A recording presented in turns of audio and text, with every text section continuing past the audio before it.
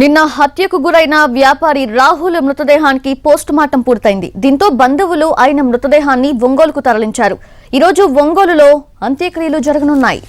ఇక ఇదే అంశానికి సంబంధించి పూర్తి అప్డేట్స్ తెలుసుకుందాము. మా ప్రతినిధి ఆలూరి రమేష్ సిద్ధంగా ఉన్నారు.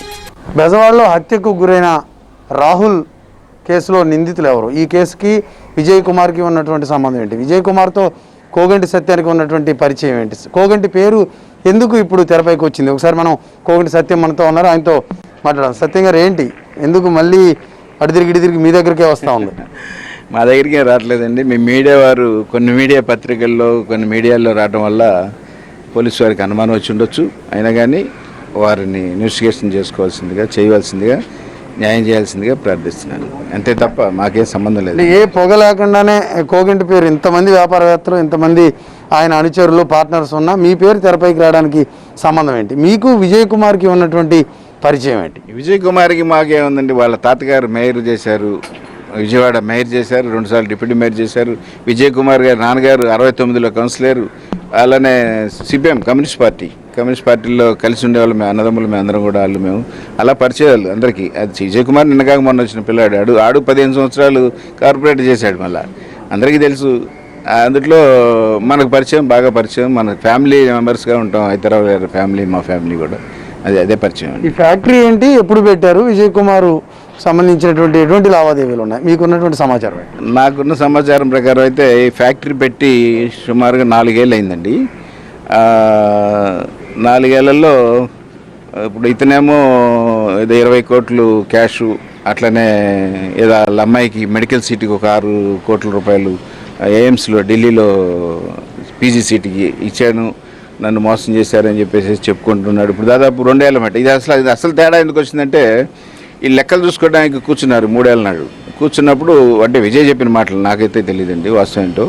వీళ్ళిద్దరు కూర్చున్న టైంలో మరి దేవినేని ఉమాకు 10 పైసలు, అలానే కొల్లి రవీంద్ర గారికి 10 పైసలు వాటా ఉందని చెప్పడం జరిగింది.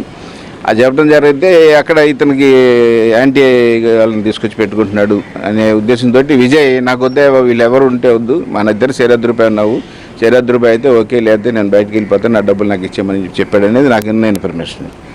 అయితే ఇచ్చేయమని చెప్పిన దానికి వాళ్ళు ఆ డబ్బులు ఇవ్వకుండా ఇప్పటివరకు తిప్పుతూ ఈ 2-3 ఏళ్ళ మట్టి కూడా ఇబ్బంది పెడుతున్నారు అనేది కూడా తెలుసు మాకు. ఎందుకంటే వీళ్ళు ఎక్కడికి వెళ్ళారా బాబు విజయ్ అంటే, నేను ఒంగోలు వెళ్ళాను. ఒంగోలులో ఉంటారండి రాహుల్ బాబు వాళ్ళ నాన్నగారు, వీళ్ళందరూ కూడా ఒంగోలు వెళ్ళాను, అదే సెటిల్ చేసుకొని వస్తానికి అని చెప్పేసి చెప్పడం జరిగింది. అట్లనే మధ్యలో 2 సంవత్సరాల నాడు మేము వీళ్ళు ఫ్యాక్టరీ అమ్మేస్తామన్నారు. అమ్మేస్తామంటే మేము వెళ్ళామండి చూస్తే నేను ఇంజనీర్లని అట్లనే ఆడిటర్లని అందరిని తీసుకొని వెళ్ళి రికార్డు అంతా కూడా చూసి ఎంత చెబుతున్నారంటే 60 కోట్లు అని చెప్పారండి. అది చూస్తే 20-25 కోట్ల కన్నా ఎక్కువ ఉండదండి అది. అందుకని మేము అసలు అడగలేదు కూడా, అడగకుండా కూడా వదిలేపోము. మాకు ఎవరు సూచన మేరకు మీరు కొనడానికి వెళ్ళారు? మీకు తెలిసి వెళ్ళారా, లేకపోతే విజయ్ కుమార్ మిమ్మల్ని కొనమని ఏమన్నా రిక్వెస్ట్ చేశారా? విజయ్ కుమార్ కాదండి, రాహుల్ బాబే మీరు తీసుకోండి అంకుల్ అని చెప్పడం జరిగింది. ఎందుకంటే రాహుల్ గారికి మాకు ఏంటంటే సంబంధం, ఈ దేవినేని ఉమా గారి అబ్బాయికి ఏదో పేపర్ మిల్ పెట్టచ్చాలనే ఉద్దేశంతో ఉమా గారి దగ్గరికి రాహుల్ వెళ్ళటం, అట్లనే దేవినేని ఉమా గారు మా బావమరిది అయిన రమేష్ గారి దగ్గరికి వాళ్ళ అబ్బాయిని పంపించడం, వాళ్ళ అబ్బాయిని రాహుల్ని కలిపి పంపించడం, పేపర్ మిల్ పెడదామనే ఉద్దేశంతో పంపిస్తే పేపర్ మిల్ బాగోదు బిజినెస్ అని చెప్పేసి మా బావగారు వద్దని చెప్పడం జరిగింది.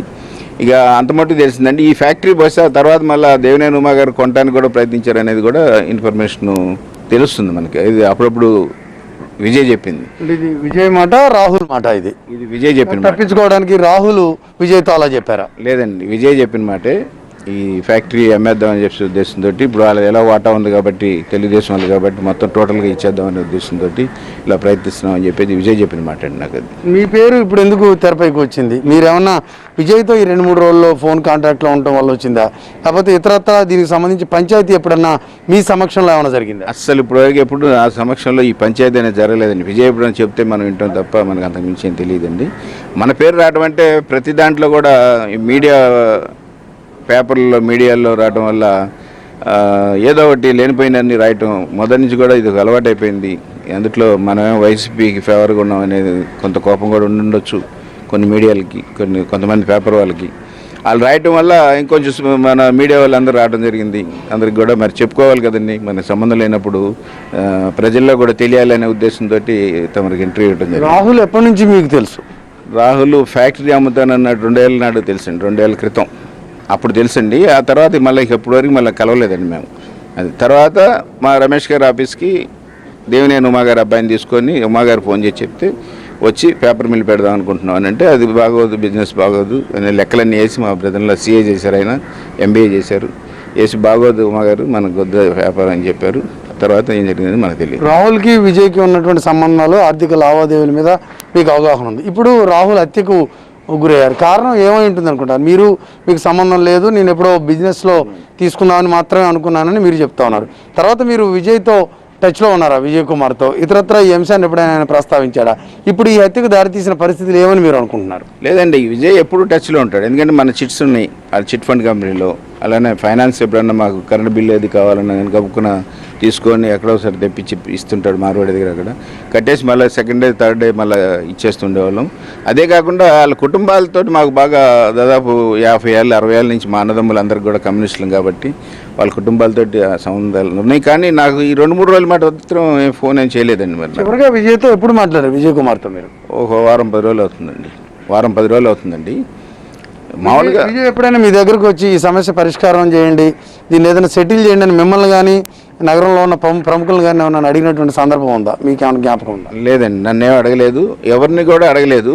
అసలు నన్ను అడుగుంటే ఇప్పుడు పెద్దిరెడ్డి గారును వాళ్ళ అబ్బాయి గారి ద్వారా పొంగనూరులో ఒక ఫ్యాక్టరీ శంకుస్థాపన చేశారు ఈ మధ్య, పేపర్లో చూశాను నేను. నన్ను అడుగుంటే అసలు అప్పుడే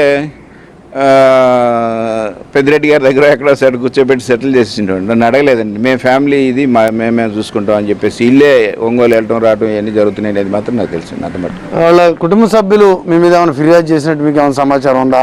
డిపార్ట్మెంట్ నుంచి ఎవరైనా మిమ్మల్ని ఇప్పటివరకు కాంటాక్ట్ చేశారా? విచారణకు మీరు ఏ రకంగా సిద్ధంగా ఉన్నారు? విచారణకు సహకరిస్తారా? నన్ను ఇప్పటివరకు ఎవరు ఏమి అడగలేదండి. ఈ మీడియాలో చూసి మీరు అడగటం, ఈ పేపర్లు రావటం వల్లే జరిగింది తప్ప నన్ను ఇప్పటివరకు ఏమీ అడగలేదండి. ఎటువంటి పరిస్థితుల్లో ఏ క్షణంలో పోలీసు వారు పిలిచినా సరే నేను వచ్చి జరిగినట్టు చెప్పడానికి మాత్రం నేను సిద్ధంగా ఉన్నాను. కోగంటి సత్యం వైసీపీలో ఉన్నారని అల్లరి చేయడానికి ఎలాంటి ప్రచారం జరుగుతుందని మీరు అంటున్నారు. ఇదే సందర్భంలో గతంలో మంత్రులుగా ఉన్నటువంటి 2 పేర్లు తెరపైకి రావడానికి మీరు చెప్పడానికి కారణాన్ని ఏమనుకోవాలి?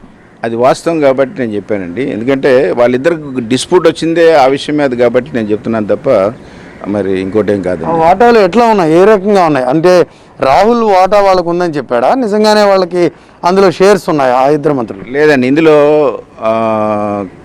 కొంతమంది కమ్మారి పేర్లు కూడా ఉన్నాయి ఇళ్ళల్లో. అందుకని బహుశా రాహుల్ ఈ పొలిటికల్ లీడర్స్ మరి వేరే పేర్ల మీద పెట్టి కూడా ఉండొచ్చు. ఎందుకంటే రాహుల్ మొత్తం స్టార్ట్ అయిపోయి అకౌంట్ చూసుకునే టైం వరకు కూడా విజయ్కి చెప్పలేదు ఈ విషయాలన్నీ. ఆ తర్వాత ఆ టైంలో చెప్పడం వల్లే ఇద్దరికి డిఫరెన్స్ వచ్చేసి రావడం, వాళ్ళ నాన్నగారి దగ్గర ఒంగోలు వెళ్ళటం, వాళ్ళ నాన్నగారు డబ్బులు ఇచ్చేస్తామని చెప్పడం జరిగిందండి.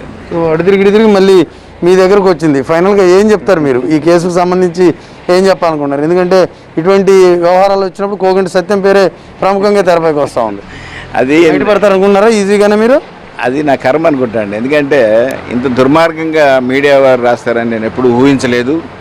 ఎందుకంటే ఏమైనా ఉంటే పోలీసు వారు ఇన్వెస్టిగేషన్ చేస్తున్నారు, వారు చేస్తారు, వారు ఉన్నదే చేస్తారు. నేను మాత్రం నాకు ఎటువంటి సంబంధం కూడా లేదని చెప్పేసి తెలియజేసుకుంటున్నాను. ఇది కోగంటి సత్యం అభిప్రాయం. తరచూ తన పేరు తెరపైకి రావడానికి అనేక కారణాలు ఉండి ఉండొచ్చు అని ఆయన చెప్తున్నారు. ఆ ఫ్యాక్టరీ కొనుగోలు చేయడానికి నేను ప్రయత్నించిన మాట వాస్తవమే తప్ప ఆ తర్వాత జరిగినటువంటి వివాదాల విషయంలో తనకు సంబంధం లేదని కోగంటి సత్యం చెప్తున్నారు. ఒకవేళ నోటీసులు ఇచ్చినా, పోలీసులు పిలిచినా పూర్తి స్థాయిలో తాను సహకరిస్తానని, ఈ విషయంలో తన పాత్ర లేదని పోలీసులు కూడా నిరూపించాల్సినటువంటి అవసరం ఉందని కోగంటి సత్యం చెప్తా ఉన్నారు. NTV team, Vijayawada.